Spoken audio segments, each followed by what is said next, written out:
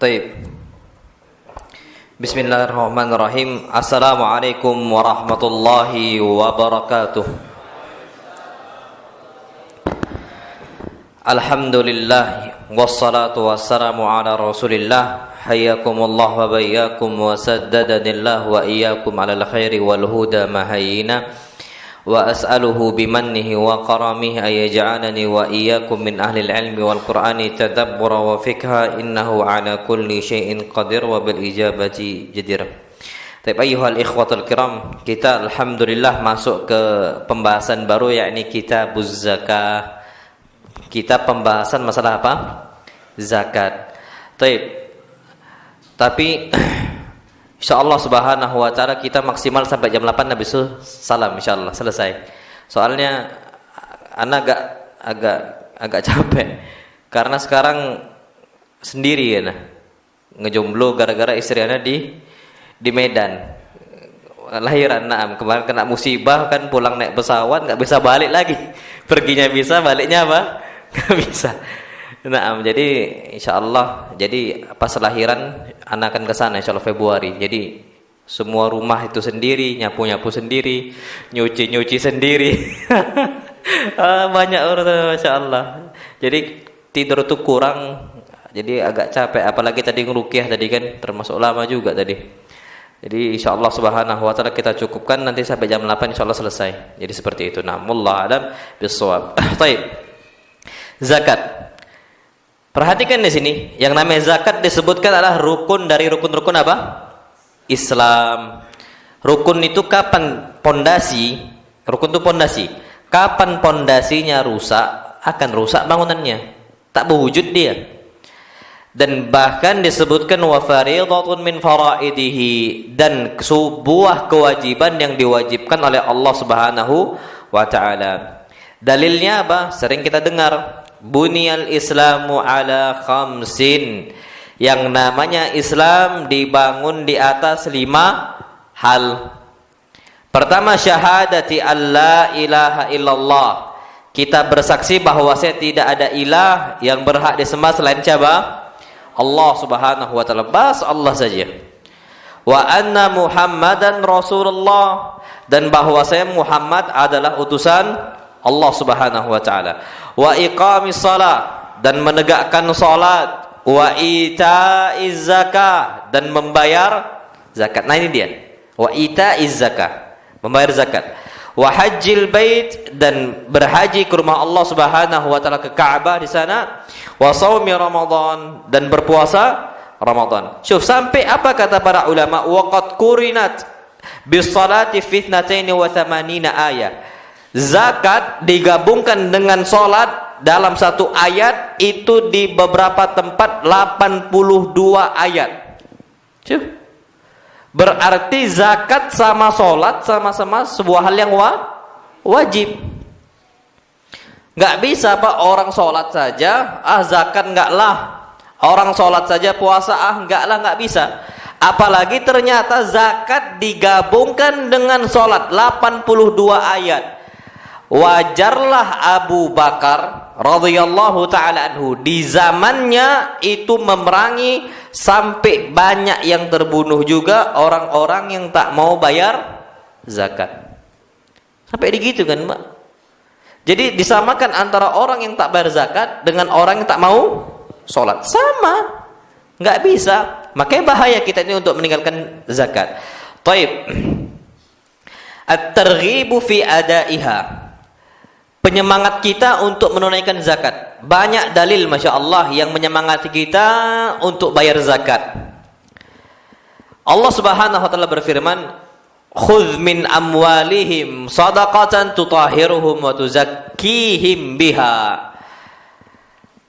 Wahai Muhammad, ambillah dari harta mereka. Syuf, Allah enggak mengatakan ambillah harta mereka, bukan, tapi ambillah dari harta mereka. Maksudnya bukan semua, tapi sebagian saja. Sampai zakat harta itu cuman berapa persen? 2,5%, bukan 20% loh ya, bukan 25%. Kalau 25% habis duit kita. Habis. Tapi cuma berapa persen? 2,5. Masya Allah. Jadi Allah tekankan khudz min amwalihim, ambil dari harta mereka, enggak semua, dari sebagian saja. Dalam bentuk zakat, tutahiruhum, yang bisa mensucikan mereka. Zakat ini bisa mensucikan jiwa. Berbagi harta, ngasih sedekah, ngasih nafkah, ngasih zakat, itu bisa mensucikan jiwa kita, wa tuzakkihim biha, dan bisa membuat kita itu hatinya itu suci gara-gara apa? Zakat. Taib. Dan bahkan orang yang bayar zakat, hartanya itu makin menumpuk banyak, berkembang. Banyak orang mau mengembangkan harta dengan cara nabung di bank, dapat bunganya berapa persen, oh berkembang harta saya. Riba kan? Kita nabung nih, di rekening kita ada semisal ratusan juta contoh. Itu kalau kita tabung, dia akan bertambah. Dari apa? Bunganya. Dapat macam istilahnya fawaidnya gitu loh. Dapat bunganya. Nah, ini kata Allah Subhanahu wa taala, kalau mau mengembangkan harta jangan riba, tapi zakat. Allah Subhanahu wa taala berfirman, "Wa ma ataitum min riba", apa yang kalian kerjakan dari harta riba, liyarbuwa fi amwalin nas, tujuannya untuk berkembang dalam hartanya manusia. Jadi kita berharap harta kita itu berkembang dengan cara riba. Fala yarbu indallah, tidak akan pernah berkembang di sisi siapa? Allah. Coba antum lihat Pak, orang yang kerjanya riba, fala yarbu indallah, enggak bakal bisa berkembang di sisi Allah. Banyak orang yang kerja di riba, hartanya habis. Sampai mereka mengatakan harta gaib gitu loh. Sampai harta gaib, kayak harta wujudnya ada tapi macam tak ada. Habis ya. Sampai dengan jabatan yang tinggi. Dengan jabatan apa? Tinggi, Masya Allah. Ketika keluar, malah harta itu ada nyatanya, kata dia. Ini banyak apa cerita-cerita, Masya Allah. Orang-orang pimpinan cabang bank gitu lah, udah banyak cerita.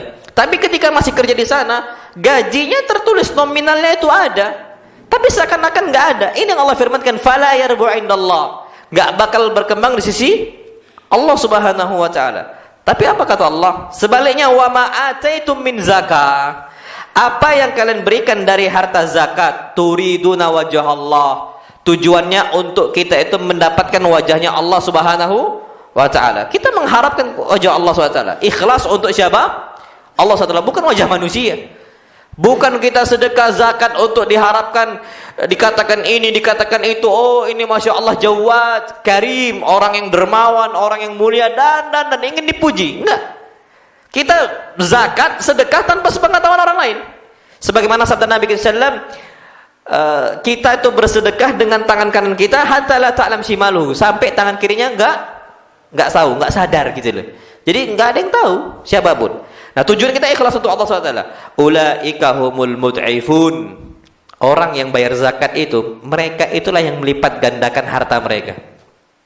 Orang yang bayar zakat, mereka itu mud'ifun. Mud'if ini, Pak, melipat gandakan. Kalau zakatnya dikeluarkan semisal 4 juta, minimal dia itu dapat 8 juta. Minimal loh itu. Misal dia banyak hartanya, Masya Allah banyak. Contoh saja, dia mengeluarkan 4 juta semisal, yang dikeluarkan dari harta dia. Minimal Allah ganti dengan 8 juta. Itu minimal. Mut'ifun, karena mereka itulah orang-orang yang melipat gandakan harta mereka. Lipat ganda itu ya 100%-nya gitu loh. Dan ternyata itu minimal. Bisa lebih, itu sangat bisa. Berapa kali lipat? 700 kali lipat. Sebagaimana Allah SWT firmankan, fi sumbulatin mi'atu habbah. Kalau orang yang bersedekah, ini sedekah lu ya, bukan zakat. Sedekah hukumnya sunnah, zakat hukumnya wajib. Sedekah ternyata itu seperti kita itu menanam sebuah biji, tumbuhlah ada 7 tangkai. Dari 1 tangkai itu tumbuh ada 100 biji lagi. Berarti 700. Bisa. Minimal 2 kali lipatnya. Seperti itu. Makanya kalau kita mau memperbanyak harta, itu bukan dengan cara tabung di bank. Makanya konsep Islam itu bukan nabung, tapi ngeluarkan. Makanya istilah nabung pangkal kaya hoax, dusta. Antum lihat ustadz-ustadz kita itu di mana-mana, hampir banyak orang itu pas-pasan. Hartanya banyak, hartanya banyak. Cuman bukan orang yang di rekening itu banyak. Enggak, yakinan. Mereka itu bukan untuk menabung. Hatta ustadz-ustadz yang kaya. Anak ambil cerita, Masya Allah. Ustadz Yazid itu fulusnya banyak. Ustadz Yazid, Jawas. Jadi pernah kejadian waktu itu masalah daurah Syekh Ibrahim Ar-Ruhaili, bukan yang sekarang, beberapa tahun yang lalu gitu loh. Jadi ada kekurangan harta nih. Maksudnya pondok itu ada kekurangan yang untuk menyelenggarakan apa, daurah. Ada beberapa puluhan juta, besar juga hitungannya. Kata Ustadz Yazid, ya udah nggak usah pikirin, ana ada fulus, keluarkan. Itu 50 juta lebih loh. 50 juta lebih uang beliau sendiri. Iya, beliau memang banyak uangnya karena cetakan buku beliau itu nggak usah jauh-jauh, doa dan wirid aja. Itu antum buka lah di rumah antum tuh cetakan berapa itu. Sekali nyetak berapa ribu eksemplar. Wajar. Tapi beliau itu bukan tipikal nabung. Tapi apa? Mengeluarkan. Hampir rata-rata. Jarang orang mau nabung. Makanya konsep dalam Islam itu semakin kita keluarkan semakin kaya. Semakin nabung semakin pelit, medit. Wallahi sahih. Makanya kalau nggak salah udah ceritakan di sini. Ada ummahat, dia banyak uangnya biasa di rekening. Pas udah nyentuh 20 juta, rekeningnya itu di rekening dari 20 juta nelpon, duit kita ini habis, Masya Allah. Tinggal berapa emangnya duit kita? 20 juta. Ya Allah, masih banyak itu gitu. Ini ikhwan yang cerita. Khawatir gitu loh. Antum kalau buka rekening anak cuma 6.000 di sini. Nah, sahih. Apa yang ada saja udah. Jadi jangan sampai kita ini takut gitu. Kan anak sampai sekarang, alhamdulillah ya. Sampai sekarang detik ini. Ya kapan kurangnya syukur gitu loh. Apalagi bulan-bulan ini. Banyak duit anak habis. Karena kan untuk pesawat itu dari Solo kemarin meninggal itu kan 1,5 juta satu orang tiket pesawat. Anak, istri anak sama Khalid kalikan 3. Balik lagi anak. Nanti lahiran berangkat lagi anak ke Medan. Cuman sampai mikir ya Allah fulus nggak ada dan sebagainya. Jangan, Mbak. Anak pernah pada masa fulus itu betul. Makanya ilmu agama itu penting. Ilmu apa? Agama itu penting, Pak. Mendidik. Makanya kebiasaannya hampir rata-rata orang yang bisa survive, orang yang bisa bertahan dari kekurangan harta, itu biasanya orang yang pernah belajar agama. Paling bagus anak pondok. Anak pondok itu Pak paling nggak takut masalah rezeki. Naam sahih. Sampai Masya Allah pernah kondisi kami makan cuman nasi sama sambal saja, Bas. Cuman itu. Itu kondisi ketika kita kuliah. Nggak ada lagi fulus. Bisa hidup. Yang penting kan hidup. Kan gitu. Kalau nggak mati kita. Ya sudah, habis rezekinya. Kalau udah meninggal. Tapi kalau masih hidup masih ada rezekinya.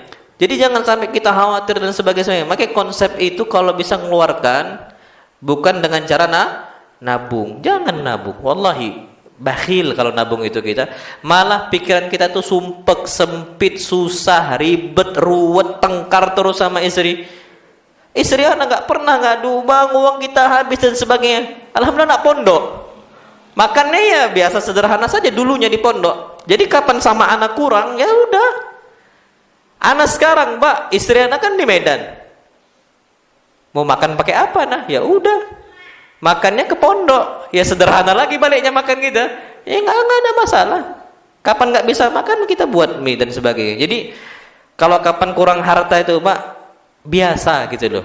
Yang penting kita sedikit harta atau banyak harta kalau bisa mengeluarkan apa harta yang kita miliki. Jangan ditabung. Udah keluarkan aja, bas, sudah lupakan gitu loh. Jadi konsep dalam Islam itu bukan menabung pangkal kaya. Tapi apa? Mengeluarkan pangkal kaya.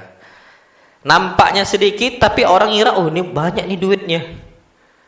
Ada Pak, banyak orang yang gaji sedikit, orang ngira tuh banyak apa? Duitnya. Kenapa suka ngasih? Dikiranya lebih aja di duit, padahal menges dia itu. Padahal apa? Menges itu banyak Pak orang-orang kondisi di luar sana. Naam, itu yang perlu kita ketahui. Jadi usahakan kalau kita ini mau memperbanyak harta bukan dengan cara nabung di bank, ngambil keuntungan dari riba, bukan. Itu nggak bakal berkembang insyaallah dan bahkan berkurang. Kalau mengembangkan harta dengan cara bayar zakat dan sedekah, itu dia konsepnya. Baik. Yang berikutnya, kenapa kita ini diperintahkan untuk zakat dan sedekah? Nabi kita Muhammad sallallahu alaihi wasallam bersabda dalam hadis yang sahih, "Man tasaddaqa bi'adli tamratin min kasbin tayyibin." Barang siapa yang mengeluarkan satu tamr, satu kurma. Satu apa? Kurma. Satu kurma ini harganya berapa? Tak ada orang mau jual. Orang satu kurma, oh ambillah. Saking tak ada apa? Harganya. Tapi kalau kita bisa keluarkan sedekahnya, kita bisa ngasih orang dengan satu kurma, satu biji kurma gitu loh ya. Nggak ada apa orang jual kurma satu biji sekilo ya. Karena tak ada harganya. Apa kata Nabi kita Muhammad SAW? Kalau kita bisa mengeluarkan harta kita sedekah dalam bentuk kurma min kasbin thayyib, tapi dengan syarat dari harta yang halal, yang bagus hartanya. Sedangkan Allah nggak bakal nerima kecuali dari harta-harta yang bagus. Maksudnya harta yang halal.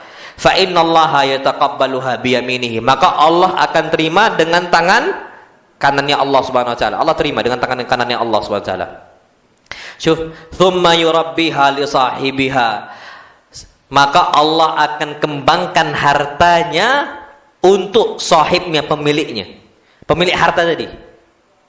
Jadi investasi, balik-balik lagi, investasi itu kalau bisa jangan investasi sama manusia saja. Sama siapa? Allah. Letakkan tabungnya, nabungnya itu bukan nabung di bank duniawi, tapi nabung di bank samawi, bank langit gitu loh. Allah terima. Dan bahkan Nabi sabdakannya taqabbaluha biyaminihi, Allah terima dengan tangan kanannya. Apa kata para ulama? Betul, Allah memiliki tangan kanan secara hakikatnya. Maksudnya Pak Nabi katakan seperti itu juga, bahwasanya Allah terima dengan cara yang paling baik. Allah senang, Allah terima dengan cara yang paling baik. Sampai Allah terima dengan tangan kanannya Allah Subhanahu wa taala. Tsumma yurabbiha li sahibiha. Maka Allah kembangkan untuk pemilik harta tadi. Allah kapan dititipkan harta, mungkin nggak Allah khianat? Mustahil. Kalau antum titipkan harta ke orang, mungkin nggak dia khianat? Mungkin. Jangankan harta antum, anak yatim saja banyak nggak yang khianat? Banyak. Harta anak yatim, susah dia, masih kecil dia, banyak orang khianat dengan harta anak yatim. Apalagi harta kita yang mampu, dia bawa harta kita kabur dan sebagainya. Tapi kalau Allah, antum titipkan harta, mustahil, wallahi mustahil, titipkan sama Allah Subhanahu wa ta'ala. Allah terima dan Allah kembangkan hatta takuna mithlal jabal, sampai banyaknya berlipat gandanya itu seperti gunung yang besar. Atau keluarkan 1 juta, 1 jutanya Allah tumpuk seperti gunung yang besar. Makanya usahakan, masya Allah, investasi itu jangan investasi cuma di dunia, tapi taruhlah kita itu di bank samawi, bank langit gitu loh. Milik siapa? Allah Subhanahu wa taala. Titipkan sama Allah, bismillah ya Allah. Masukkan ke kota infak masjid, masukkan misal ke pondok, masukkan misal untuk buku, masukkan untuk apa dan seterusnya. Yang hitungannya sedekah jariyah. Pun kalau nggak jariah nggak apa-apa, kasihkan. Dan itu kita minta dikembangkan oleh Allah Subhanahu wa taala. Makanya Pak, masya Allah, yang ana dapati dari ikhwan-ikhwan itu, yang mereka bahkan rezekinya itu lebih dari cukup, itu biasanya karena mereka mulai dengan cara apa? Ngasih, banyak ngasih, harta mereka makin apa? Makin banyak. Nah, wallahu a'lam bishawab. Karena yang mengembangkan itu bukan manusia, tapi siapa? Allah Subhanahu wa taala. Nah, wallahu a'lam bishawab. Taib, itu jadi penyemangat kita untuk membayar zakat. Taib, berikutnya at-tahdhiru min man'iha. Wanti-wanti Allah untuk orang-orang yang tak mau membayar zakat. Allah peringatkan. Jadi peringatan dari Allah SWT untuk orang yang malas bayar zakat atau tidak mau bayar zakat. Disebutkan Allah Subhanahu wa taala berfirman, "Wala yahsabanna alladhina yabkhaluna bima atahumullahu min fadlihi huwa khairal lahum." Syuf. Jangan sampai orang-orang yang bakhil mengira mereka itu menyimpan harta mereka itu baik untuk mereka. La. Bal huwa syarrul lahum. Justru orang-orang bakhil menyimpan hartanya itu keburukan besar bagi mereka untuk kehidupan mereka. Ini kata Allah. Jadi nggak ada kebaikan untuk bakhil, nggak ada kebaikan untuk menyimpan apa? Harta, nggak ada, sama sekali nggak ada kebaikan, sama sekali nggak ada kebaikannya. Sayutawwaquna ma bakhilu bihi yaumal qiyamah. Bahkan mereka yang bakhil akan diazab oleh Allah SWT, dibuatkan kalung yang besar gara-gara mereka bakhil. Rantai besar Pak dikalungkan untuk mereka dari harta-harta mereka. Habis Pak. Jadi harta mereka dihabiskan untuk mengadab mereka. Untuk mengadab mereka. Maka apa kata Allah Subhanahu wa taala? Walillahi mirathus samawati wal ard. Bagi Allah lah warisan yang ada di langit dan di bumi. Maksudnya Allah yang mewariskan untuk kalian.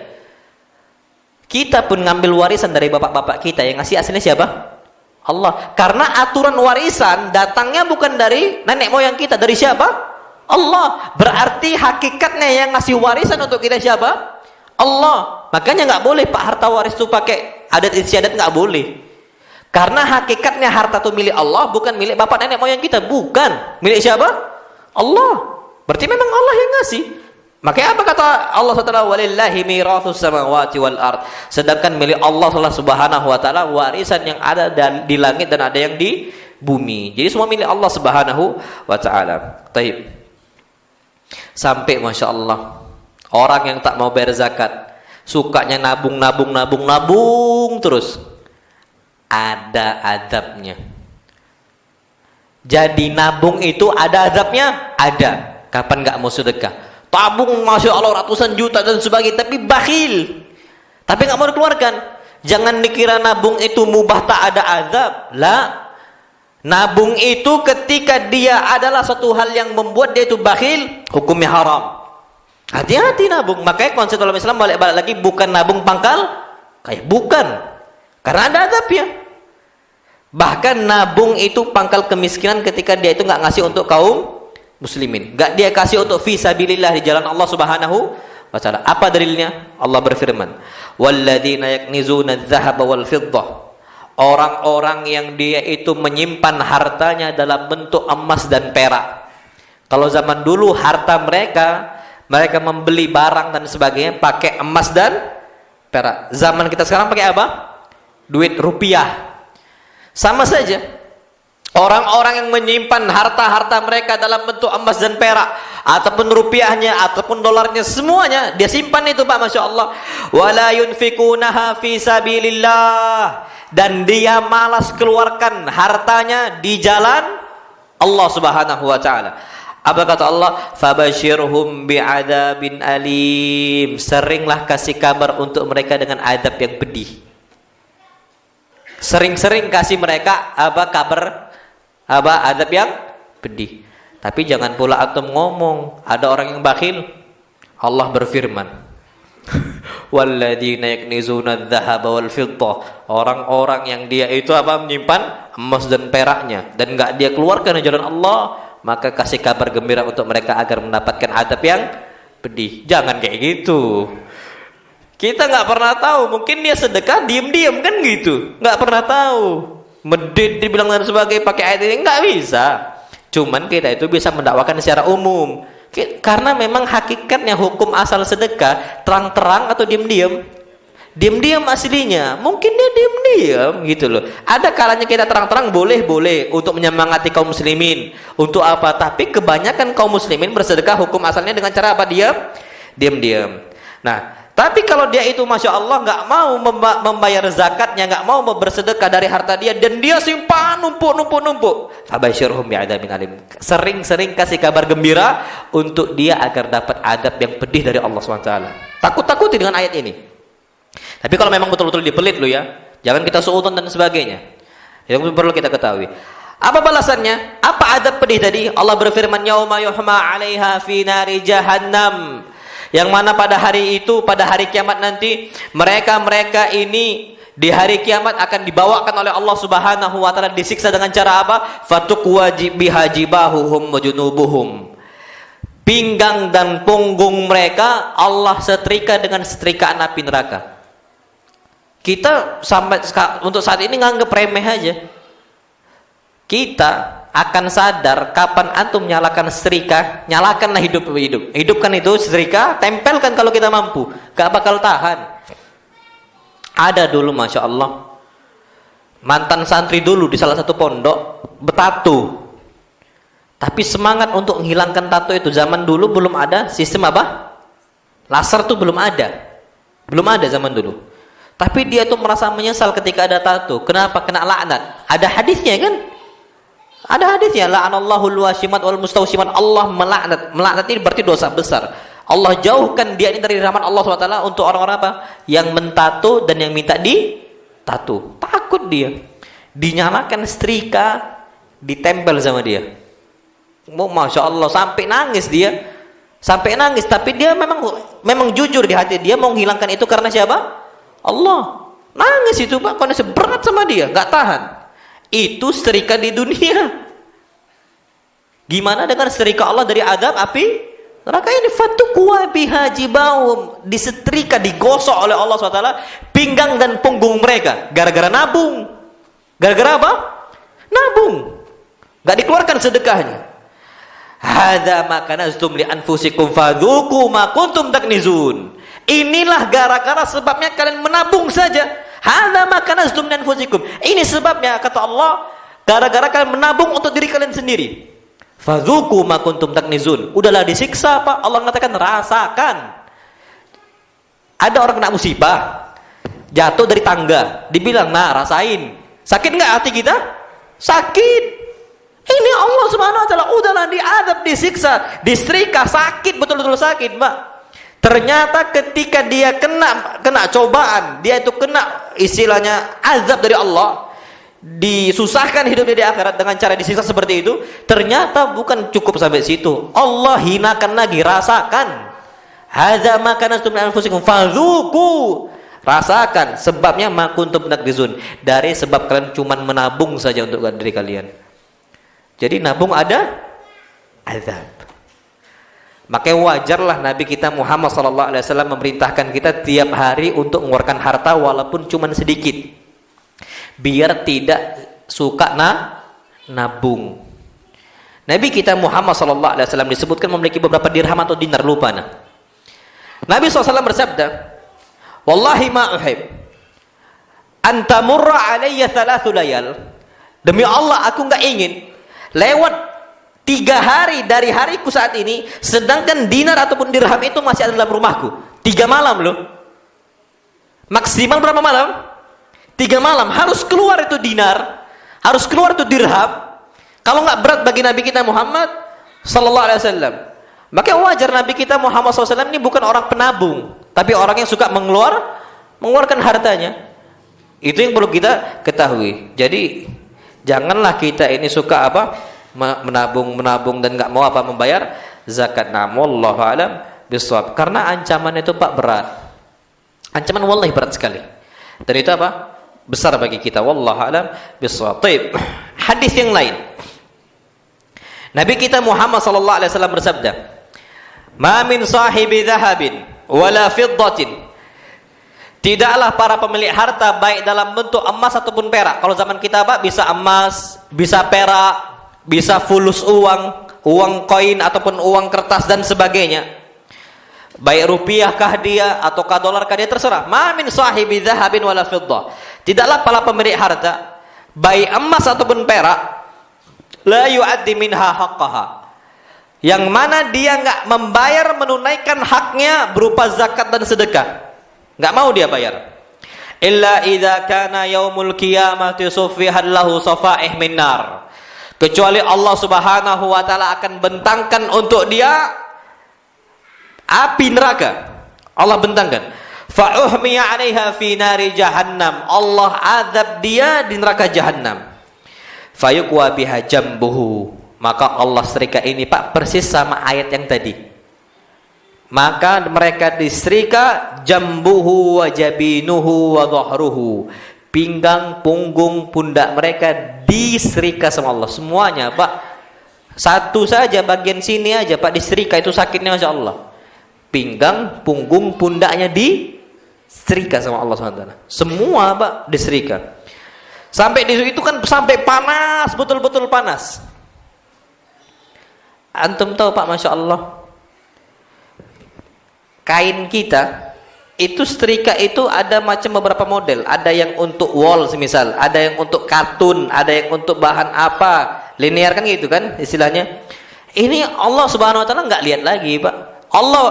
Allah betul-betul panaskan itu apa, setrikanya Allah Subhanahu wa taala. Sampai apa? Kullama baradat u'idat lahu fi yaumin kana miqdaruhu 50,000 sanah. Itu disetrika oleh Allah Subhanahu wa taala, setiap kali kulit dia udah mendingin. Allah tunggu, Pak. Allah siksa. Jadi Allah nyiksa itu, Pak, dengan cara menyiksa betul-betul sakit gitu loh. Gini, Pak. Antum nyembelih ayam dengan cara dipotong sap, selesai. Itu nggak menyiksa. Tapi kalau ada ayam atau pukul cetak, pukul lagi cetak, pukul lagi kayak gitu, Pak, sampai mati, nyiksa nggak itu? Nyiksa. Allah Subhanahu wa taala buat kayak gitu, Pak, setrika. Ditempelkan sama Allah, ngerasakan, dibiarkan lagi sama Allah. Tempelkan lagi, dibiarkan sama Allah. Kullama baradat, ketika udah mendingin, u'idat lahu, diulangi sama Allah SWT.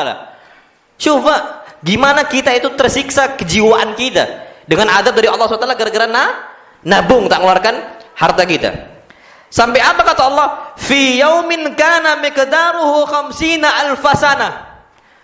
Diazab, kalau seandainya azabnya Allah putuskan satu hari kena azab gara-gara menabung dan enggak mengeluarkan hartanya, satu hari itu miqdaruhu 50,000 sanah. Hitungnya adalah 50.000 tahun. Kita hidup di dunia, Pak, berapa tahun? 60 sampai 70 tahun. Kita hidup di dunia nih, Pak, 60 sampai 70 tahun. Enggak semuanya azab. Tetap sumpek. Di dunia ini enggak sampai berapa tahun, Pak, enggak nyampe 100 tahun kebanyakan kita. Anggaplah 60 sampai 70 tahun. Hidup kita 50 tahun aja sekarang, Pak, udah banyak sumpeknya di dunia ini. Udah banyak sumpeknya, udah capek, udah letih kita, udah terlalu lama gitu loh. Ini, Pak, satu harinya Allah adab dengan 50.000 tahun. Bayangin aja. Satu hari itu, Pak. Minimal satu hari 50.000 tahun. Makanya ngeri untuk orang yang nggak mau bayar zakat, yang nggak mau bersedekah. So disebutkan hatta yuqda bainal ibad, sampai semua para hamba-hamba Allah selesai dari adabnya. Jadi di situ, Pak, Masya Allah, belum masuk betul-betul ke neraka, belum, Pak. Disiksa sebelum masuk neraka jahanam. Cuman diambil sedikit dari neraka apa? Jahanam. Cuman belum di neraka jahanam. Belum. Apa kata Allah? Hatta yuqda bainal ibad, sampai selesai semua perkara di antara semua hamba. Fayura sabiluhu imma ilal jannah wa imma ilan nar.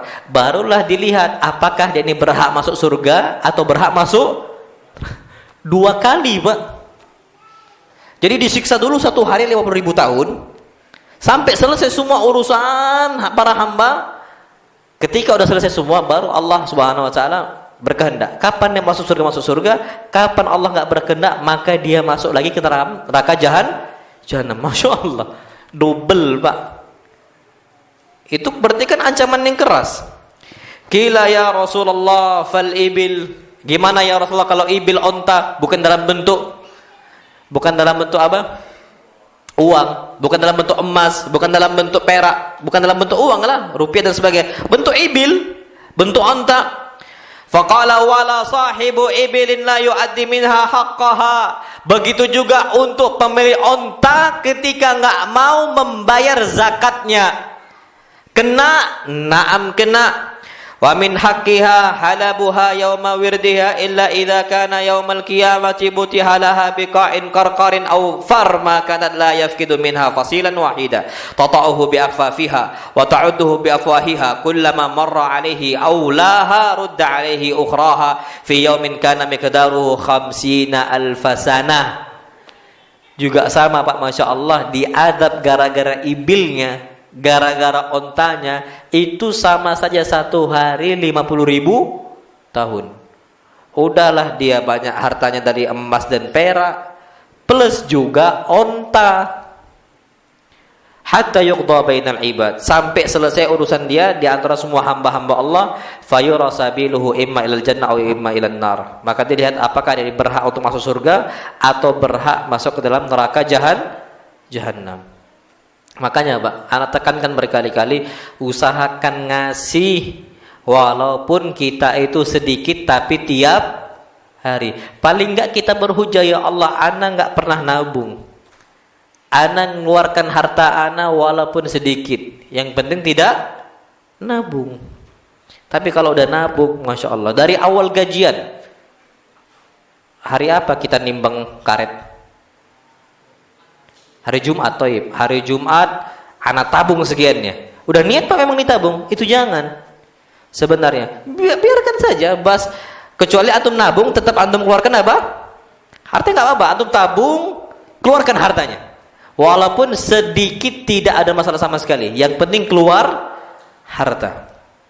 Makanya Allah nggak suka ketika kita sedekahnya itu cuman 1 hari dalam 1 bulan. Awal gajian langsung sedekahkan, besok tak sedekah lagi.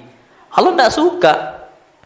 Yang penting Allah suka itu kita terus bersedekah walaupun sedikit, tapi dia berkesinambungan terus menerus.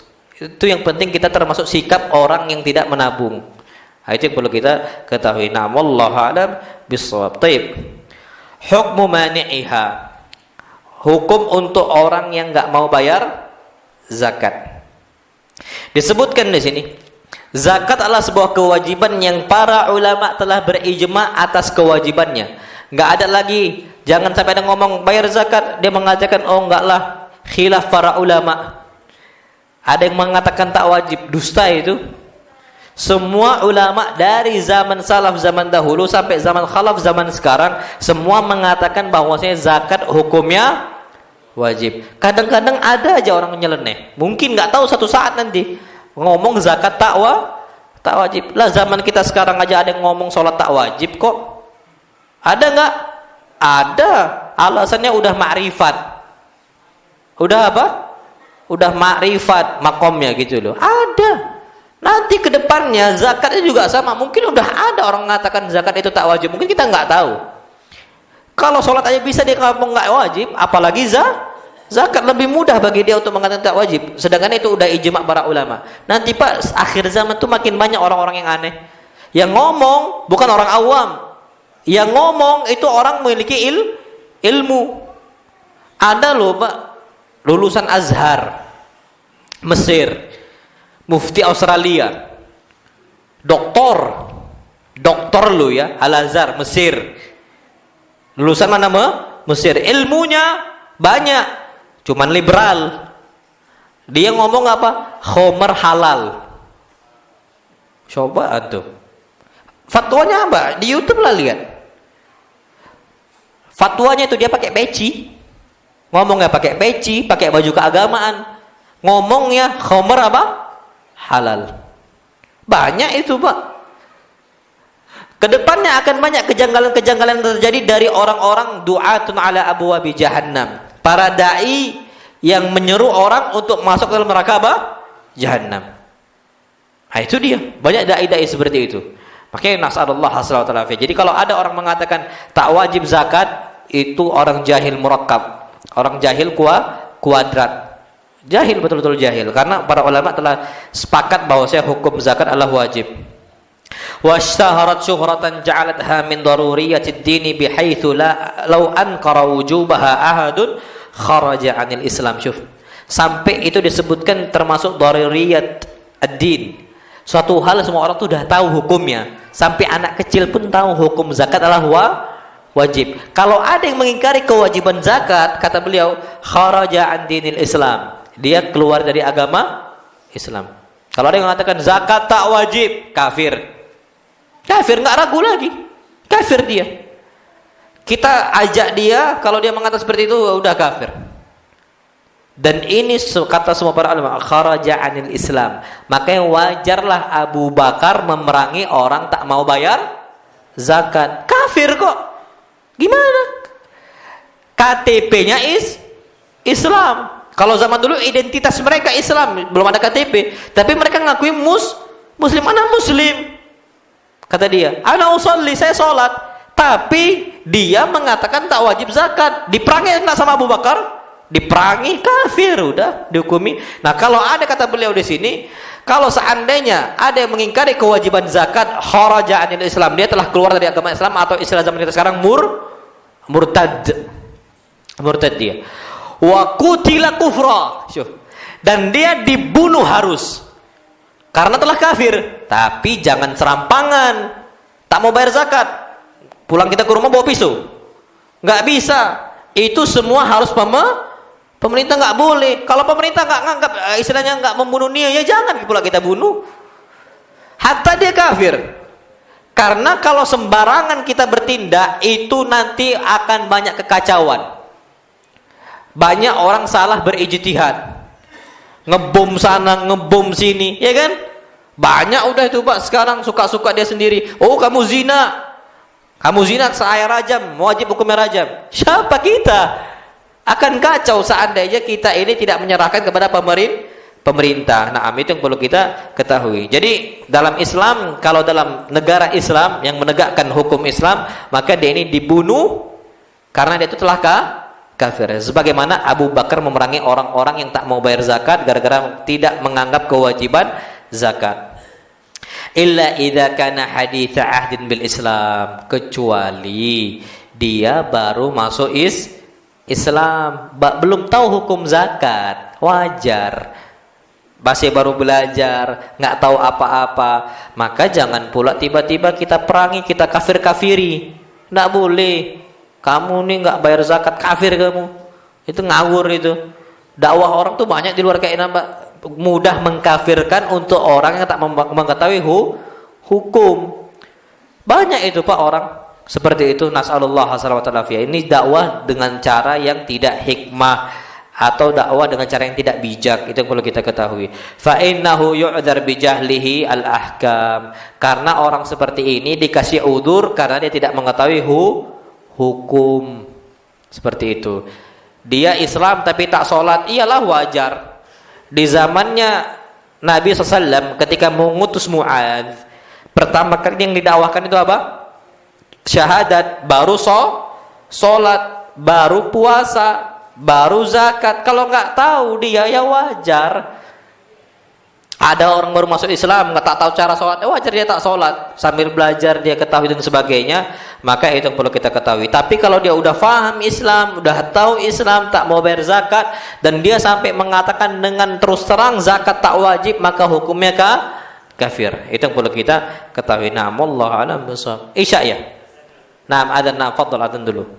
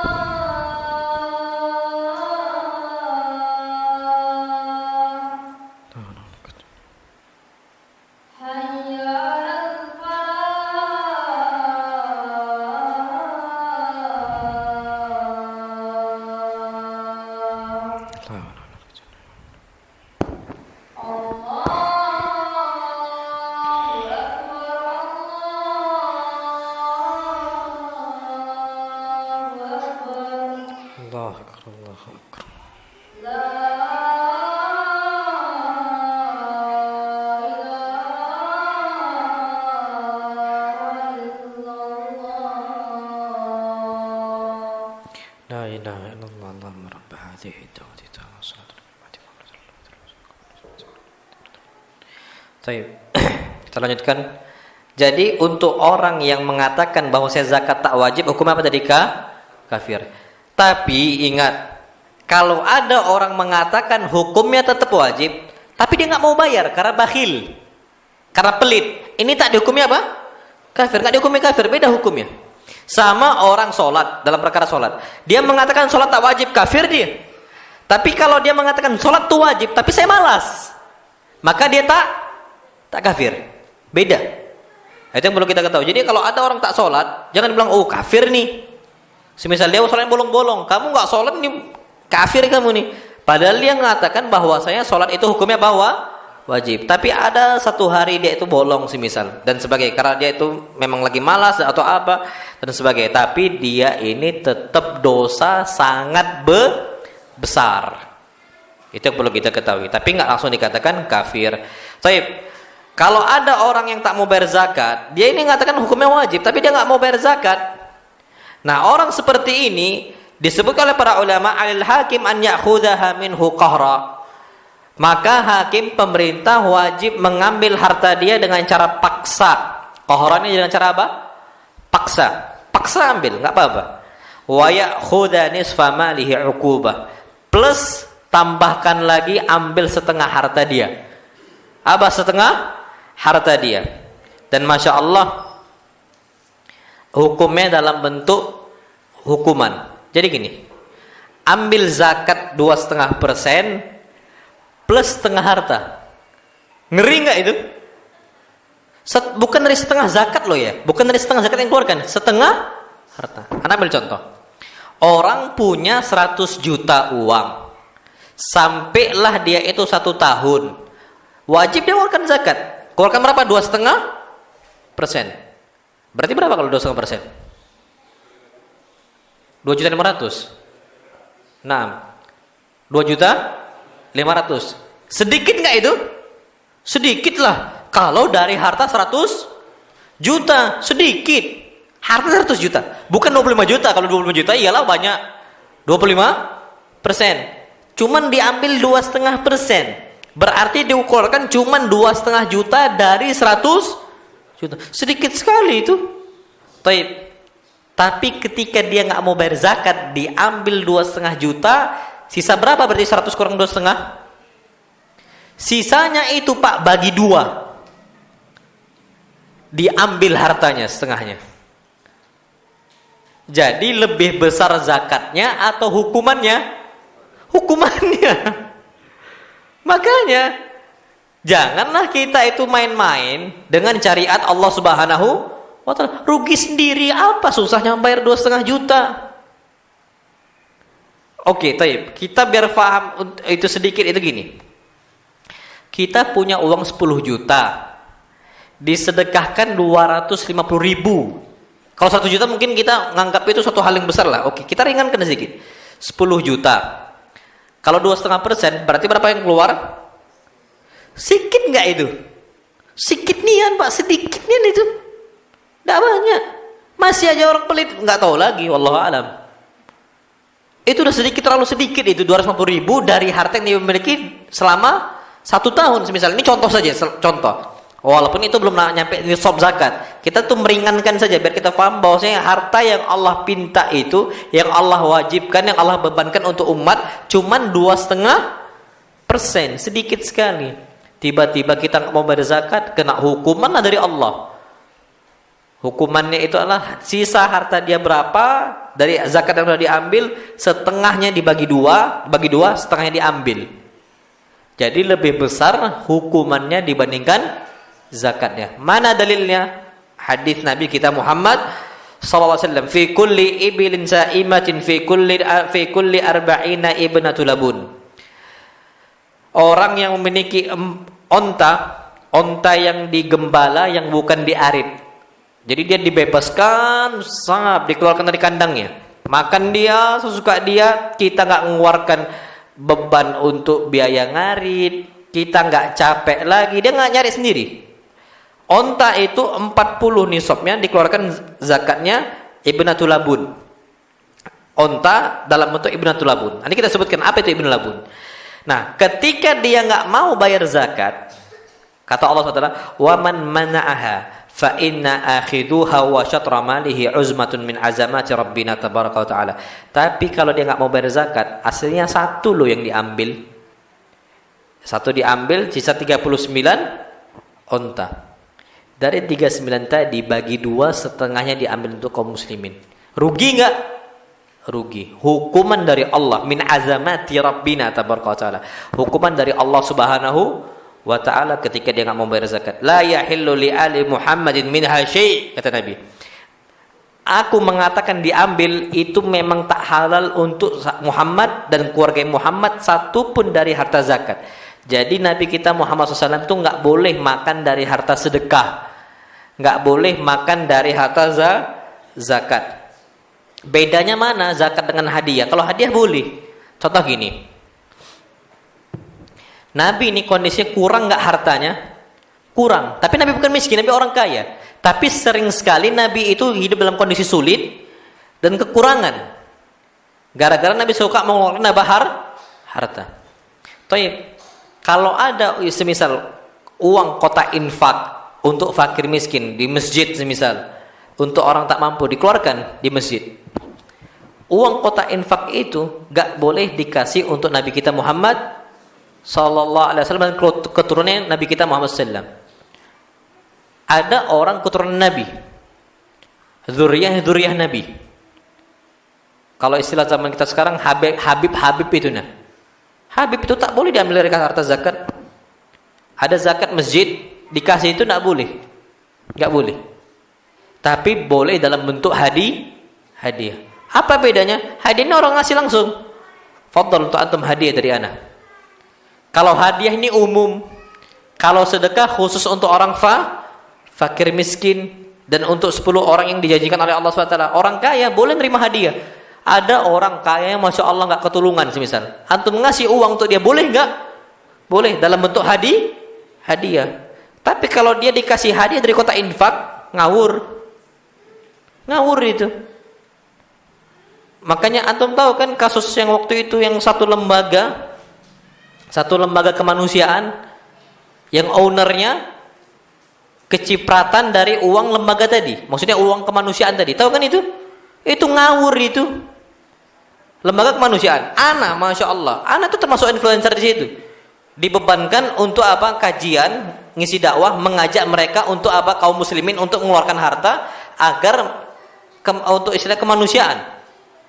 Dari awal ana membuka itu bekerja sama-sama mereka, nggak terima sedikit pun, nggak terima sama sekali. Wallahi nggak terima sama sekali. Tiba-tiba ownernya terima. Ini kan ngawur. Karena harta yang diambil itu harta sedekah. Nggak boleh untuk kita yang mampu. Nggak boleh. Lah tiba-tiba ini orang Masya Allah dapat harta dari mana? Sekarang udah kena hukuman kan? Sekarang di penjara kalau nggak berapa tahun gitu. Ini kan ngawur. Nah sama orang itu beda sedekah sama hadiah. Tapi kalau ada orang ngasih hadiah, fadhal ini untuk antum dari harta ana, boleh? Itu nggak ada masalah sama sekali. Itu perlu kita ketahui. Nah Nabi kita Muhammad SAW tidak berhak untuk menerima harta zakat ataupun sedekah, dan juga keluarga Nabi SAW tidak berhak untuk menerima hal tersebut. Wallahu a'lam bishawab. Tapi seandainya gimana kondisinya kalau kita paksakan minta harta dia, ternyata dia ngelawan, wa kan lahum quwwah wa mana'ah, dia ini memiliki kekuatan yang besar dan banyak backingnya, semisal banyak orang yang lindungi dia, contoh, maka gimana? Yuqataluna 'alaiha, ini orang harus dibunuh, ini orang harus diperangi. Kalau dia nggak mau, banyak yang dukung dan sebagainya, maka nggak mau dia harus perangi hatta yu'tauha, sampai dia ngasih harta zakat dia. Jadi berhak untuk diperangi. Kenapa? Nabi kita Muhammad sallallahu alaihi wasallam bersabda, "Umirtu an uqatilan nasa hatta yashhadu an la ilaha illallah." Aku diperintahkan oleh Allah Subhanahu wa taala untuk memerangi manusia sampai mereka semua bersaksi bahwasanya tidak ada ilah yang berhak selain Allah, dan bahwasanya Muhammad adalah utusan Allah. Wa yuqimus shalah, dan aku diperintahkan untuk memerangi manusia sampai mereka menegakkan salat yang kedua. Yang ketiga, sampai mereka membayar zakat. Kalau nggak mau, aku diperintahkan oleh Allah untuk memerangi mereka. Jadi kalau mereka ini banyak backingnya, banyak kekuatannya, orang penting, memiliki jabatan yang penting, jabatan yang tinggi. Karena banyak kondisinya orang semakin kaya semakin medit, semakin kaya semakin pelit. Apalagi banyak orang-orang yang melindungi preman-premannya dan sebagainya. Akhirnya semakin nggak mau. Nah, orang seperti ini maka harus diperangi. Na'am, wallahu alam bissawab. Dan hadis yang berikutnya hadis yang panjang. Insyaallah subhanahu wa taala pada pertemuan berikutnya kita akan membahas alaman tajib. Zakat ini wajib untuk siapa? Dan harta apa yang diwajibkan? Karet ada nggak zakatnya? Insyaallah kita bahas pada pertemuan berikutnya insyaallah. Nah, karena ada namanya zakat al-hubub wa thimar, biji-bijian dan tanaman-tanaman, tumbuh-tumbuhan. Ada tanaman yang wajib dizakati, ada tanaman yang tak wajib dizakati, hasilnya ada. Nah, kita akan bahas pada pertemuan berikutnya. Nah, wassallallahu Nabi Muhammad. Ada pertanyaan enggak Pak? Fadhol sampai jam 8 insyaallah. Nah, fadhol Pak. Ada zakat? Enggak ada. Ini dia. Zakat profesi itu orang hitungnya dipotong tiap bulan. Kenapa? Karena dia menghitung gaji dia sekian. Kalau per tahun, jadi langsung dihitung per tahun. Langsung dihitung per tahun dari zakat dia itu. Kalau seandainya nyampe 1 tahun, langsung dipotong zakatnya. Ini nggak ada. Dan ini pendapat yang sangat menyimpang. Pendapat yang sangat apa? Menyimpang. Kenapa? Karena yang diwajibkan dalam syariat Islam itu adalah harta yang sampai nisab. Ada orang profesi dia gajinya tinggi, tapi sakit-sakitan dia, keluar harta terus. Masa yang langsung dipotong? Kan dia ngawur. Banyak harta dia, tapi dia sakit, cuci darah terus misal. Orang kaya, tapi hartanya itu banyak dikeluarkan untuk pengobatan, cuci darah semisal. Banyak orang kaya itu seperti itu, Pak. Apakah dari setahun gaji dia kalau dihitung, dikalkulasi semuanya, nyampe memang nisab? Nyampe memang nisab. Anggaplah dihitung gaji dia itu sebulannya semisal 10 juta. 10 juta. Kalau 8 bulan udah 80 juta. Kalau 1 tahun udah 120 juta. Sampai enggak itu nisab? Sampai. Oh, kalau kayak gini kita harus bebankan dia ini bayar zakat. Ada orang 10 juta, Pak, mengeluarkan untuk fakir miskin, iya sedekah. Ada tanggungan untuk orang tua dia, ada tanggungan untuk anak-anak dia sekolah dan sebagainya. Sisanya per bulan cuma 3 juta. Contohnya, banyak nggak kayak gitu? Banyak. Yang tertabung tiap bulan cuma 3 juta. Ya nggak bisa. Karena yang diwajibkan ini harta yang tertabung. Harta yang tersimpan. Kalau misalnya 3 juta saja, kalikan 12 tahun berapa? 12 bulan. Berapa berarti? Berapa? 60? 3 juta kali 12 berapa? 36. Nyampe nggak nisab? Nggak nyampe, belum.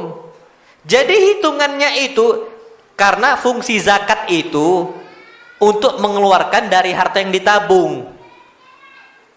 Karena menabung itu ada ancamannya, ya kan? Cuman kalau 10 juta dia habiskan semua untuk pondok, cuman 1 juta untuk dia, masa dia dibebankan untuk zakat juga? Kan nggak masuk di akal. Karena dia memang kebiasaan dia mengeluarkan apa? Harta. Maka ini yang perlu kita ketahui.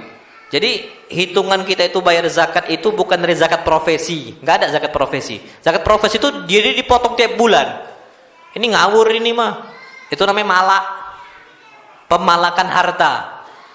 Karena banyak orang di sana tuh sampai Masya Allah kondisinya banyak orang-orang tuh perhatian sama janda, perhatian sama yatim, perhatian sama orang miskin, perhatian sama tetangga sebelah. Semua dia kasih.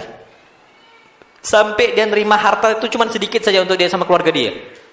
Kalau orang kayak gitu, apakah diwajibkan zakat kalau nggak nyampe nisab? Nggak wajib. Jadi biarkan itu tertabung. Kalau sudah tertabung sampai nisab, ternyata harta dia yang ditabung nyampe 100 juta, ya sudah, hitung dari saat itu. Kalau zaman kita sekarang ini, kalau nggak salah anak dihitung-hitung tuh mungkin 80-an jutaan gitu. Nah, pokoknya kuliah kapan nyampe nisab zakat. Ketika sampai nisab zakat barulah dihitung itu bahwasanya dia udah wajib zakat kalau seandainya 1 tahun hartanya itu tak berkurang dari nisab zakat, dari batasan zakat. Nah, itu akan kita bahas. Jadi zakat profesi tak ada istilahnya syariatnya. Na'am wallahu alam bissawab. Dan yang mengatakan itu zakat profesi ada adalah Syekh Yusuf Al-Qaradawi. Memang Yusuf Al-Qaradawi ini banyak pendapat-pendapat yang nyeleneh gitu loh. Yusuf Al-Qaradawi udah meninggal Allah yarham. Tapi banyak pendapat beliau itu yang aneh dan nyeleneh. Makanya banyak ulama-ulama Islam membantah beliau. Itu banyak. Itu yang perlu kita ketahui. Itu zakat profesi. Na'am wallahu alam bissawab. Fadhil kalau ada. Nampak silakan. Nah.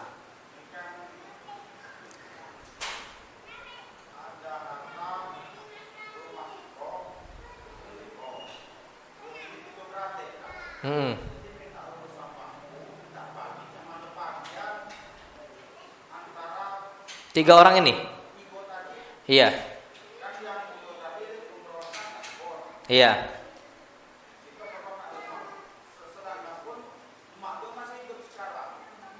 Iya.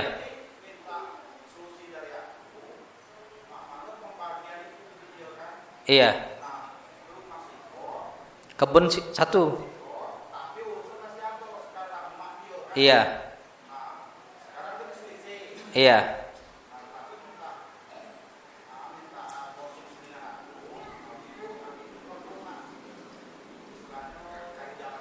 Iya. Nah, taib. Yang dari 3 orang ini, Pak, laki-laki, lanang semua. Nah, taib. Kalau udah seperti ini, kalau seandainya masih hidup istilah ibu dia yang memiliki harta itu belum bisa dibagikan. Belum boleh. Karena belum bisa ada pembagian waris. Makanya Masya Allah, kalau ada anak minta cepat dibagikan warisannya, itu nak minta cepat ibunya mati. Nah, maksudnya itu bahaya. Jangan dulu bahas warisan, jangan dulu. Warisan itu dibagikan ketika orang tua kita udah meninggal. 1. Ketika orang tua kita sudah dikafani, karena kafan itu biayanya dari harta apa? Orang tua kita. Sampai dikuburkan, hutang-hutangnya sampai selesai dulu. Nah, barulah dibagikan apa? Warisan. Jadi jangan dulu bahas warisan ketika belum meninggal. Apalagi kalau bahas warisan nggak ada masalah sama sekali. Yang kacau ini langsung dibagikan ketika masih hidup, itu tidak boleh. Karena jatuhnya pembagian harta sebelum meninggal bukan warisan, tapi hibah. Hibah harus adil, warisan beda. Kalau laki-laki sama perempuan, maka laki-laki 2 kepala, perempuan 1 kepala. Jadi harta itu dibagi 3, 2 kepala untuk laki-laki, 1 kepala untuk wanita. Tapi kalau hibah sebelum dibagikan, sebelum meninggal, maka pembagian itu harus rata, setengah-setengah, 50-50.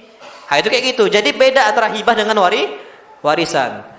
Nah, dan juga kalau seandainya hibah sudah dibagikan hibah, ya sudah, berarti kita sudah kasih untuk anak-anak kita. Orang tua yang sudah ngasih hibah, jangan lagi maksa minta apa? Hartanya, semisal kayak gitu. Tapi tetap berbaktinya anak akan ngasih untuk orang tua. Karena nggak boleh kita itu memaksa minta harta yang sudah kita kasih. Itu nggak boleh. Itu beda hibah sama apa?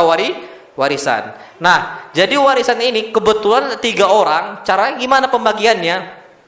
Rumah itu dan kebun. Kalau seandainya kebun itu semisal mau dijual, maka dibagi 3 hasilnya. Tapi kalau tak mau dijual, maka keuntungannya, bersihnya itu bagi 3. Kalau tak mau dijual, anggap masih dia mau dikelola karena dia sayang dan sebagainya. Oke, berarti uangnya itu kan nggak ada nih dalam bentuk uang karena belum dijual, tapi ada dalam bentuk hasil. Ketika setiap kali nimbang, ingat selalu bagi 3. Kenapa? Karena kebun itu untuk milik 3 orang, 3 anak, yang mana mereka semua adalah apa? Orang yang berhak memiliki warisan tersebut. Jadi harta langsung bagi 3, Pak. Harta bagi 3. Kapan dapat bagi 3. Nah, kalau rumah gimana? Rumah itu berhak untuk 3 orang semua.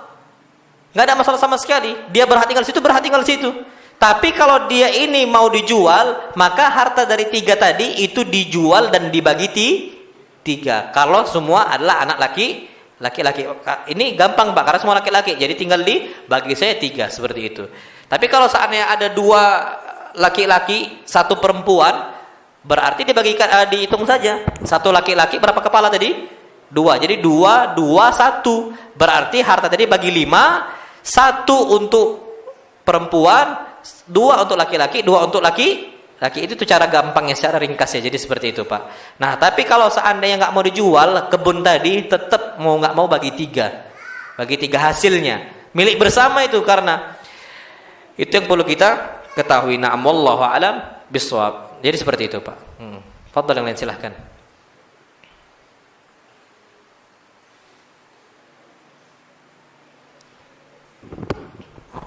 Karena biasanya kalau kebun itu sebagai tempat nggak mau langsung dijual, karena sayang. Anggaplah nggak mau dijual, maka keuntungan dari karet tadi itu dibagi 3. Nah, wallahu alam. Tapi ini waktu kita udah habis, insyaallah kita bahas pada pertemuan berikutnya tentang masalah zakat insyaallah. Wassalamualaikum Muhammad subhanakallahumma wa bihamdika asyhadu an la ilaha illa anta astaghfiruka wa atubu ilaik. Assalamualaikum warahmatullahi